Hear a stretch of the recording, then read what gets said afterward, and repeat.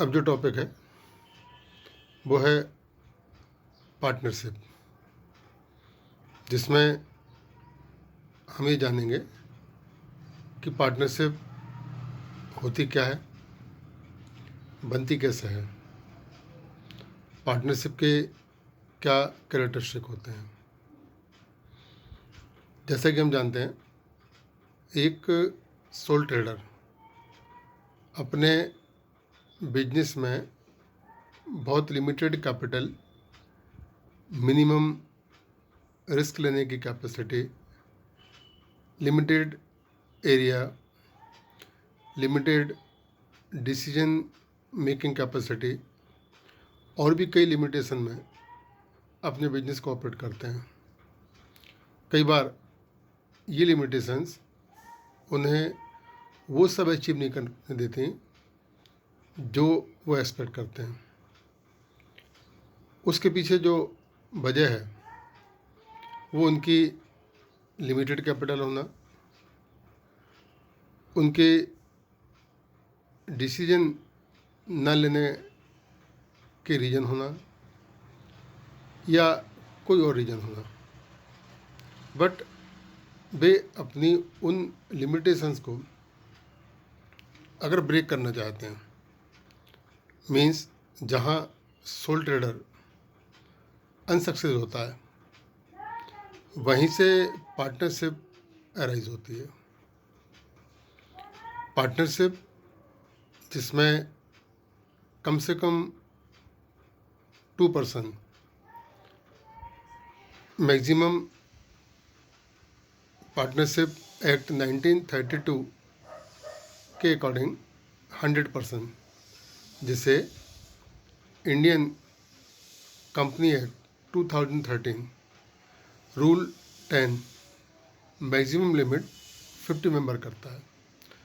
तब हम ये कह सकते हैं कि मिनिमम 2 एंड मैक्सिमम 50 ये मेंबर्स, ये पर्सन किसी लीगल बिजनेस को ऑपरेट करके जो वो सब कर सकते हैं, उनमें से कुछ कर सकते हैं या सबकी कंसेंट से कोई एक कर सकता है, उस बिजनेस के प्रॉफिट और लॉस को डिस्ट्रीब्यूट करने के लिए एग्री हो। तो ऐसा पर्सन का एक ग्रुप जो प्रॉफिट ऑब्जेक्ट के लिए किसी लीगल बिजनेस को ऑपरेट करने के लिए एग्री होता है, उस ग्रुप को पार्टनरशिप कहते हैं। और उसमें जो इंडिविजुअल मेंबर होता है वो पार्टनर होता है। पार्टनरशिप फर्म, उसमें जो मेंबर होंगे उन सबको पार्टनरशिप फर्म के प्रॉफिट में अपना शेयर लेने का राइट होता है। फर्म को कौन ऑपरेट करेगा ये सब वो डिसाइड करते हैं। पार्टनर्स अपना कैपिटल कंट्रीब्यूशन ये पार्टनरशिप फर्म में करते हैं।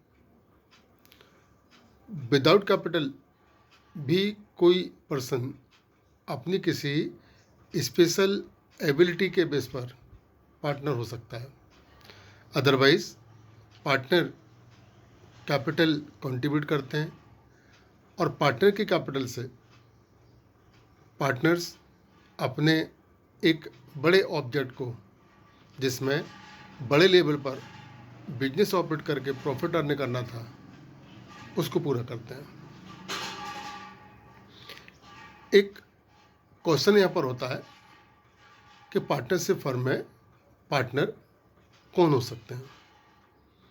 तब हम ये कह सकते हैं कि ऐसा कोई भी पर्सन जो कॉन्ट्रैक्ट करने के लिए कैपेबल हो। हमारा कॉन्स्टिट्यूशन उसे ऐसा करने से रोकता ना हो। मीन्स एक मेजर मीन्स बायस का पर्सन, एक वो पर्सन जो इंसॉल्वेंट ना हो, जो पागल ना हो, या जैसे कोई एक्ट पार्टनर होने से रोकता ना हो, तब ऐसा कोई भी पर्सन पार्टनरशिप फर्म में पार्टनर हो सकता है।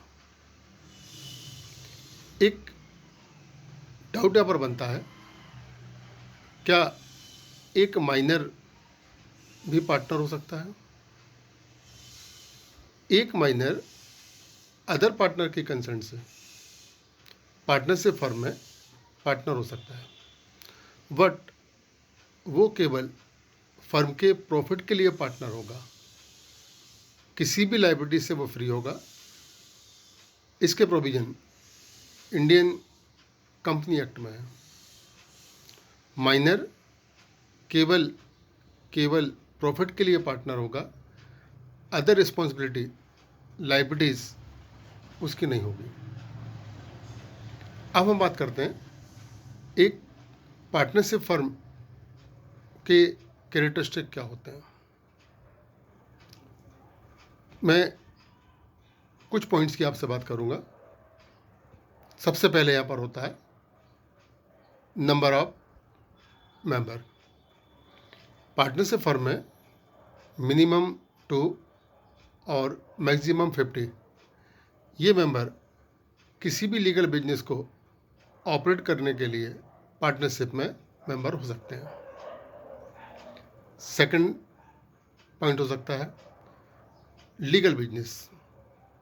पार्टनरशिप फर्म के लिए ये कंपलसरी है कि फर्म किसी लीगल बिजनेस को ऑपरेट करके प्रॉफिट डिस्ट्रीब्यूट करने के लिए एग्री हो। Third point distribution of profit. Partnership firm में जो पार्टनर्स होंगे वो किसी डेफिनेट बेस पर अपने फर्म के प्रॉफिट और लॉस को डिस्ट्रीब्यूट करने के लिए एग्री होंगे। कोई पार्टनर बगैर प्रॉफिट के अगर फर्म में है तब फिर वो पार्टनर नहीं बल्कि एक सोशल वर्कर रह जाता है। एक पॉइंट होता है एजेंसी रिलेशनशिप। इसका ये मतलब हुआ कि पार्टनरशिप फर्म में जितने भी पार्टनर होंगे वे सब फर्म के एजेंट होते हैं, फर्म को रिप्रेजेंट करते हैं।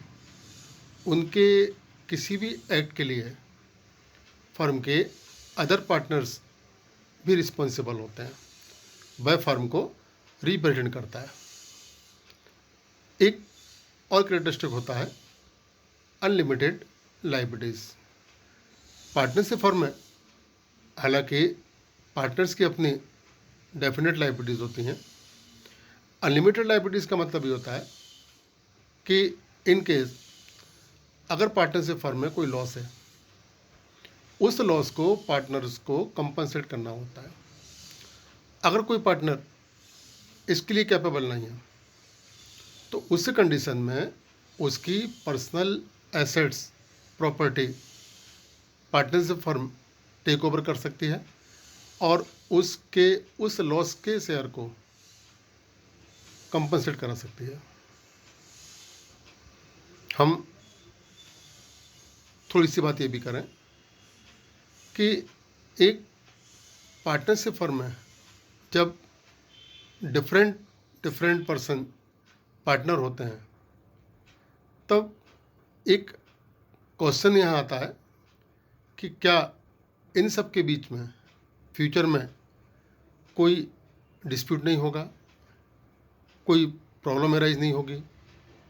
तो अगर मान लो ऐसे कोई डिस्प्यूट होता है या प्रॉब्लम होगी तब फिर उसके लिए क्या करेंगे।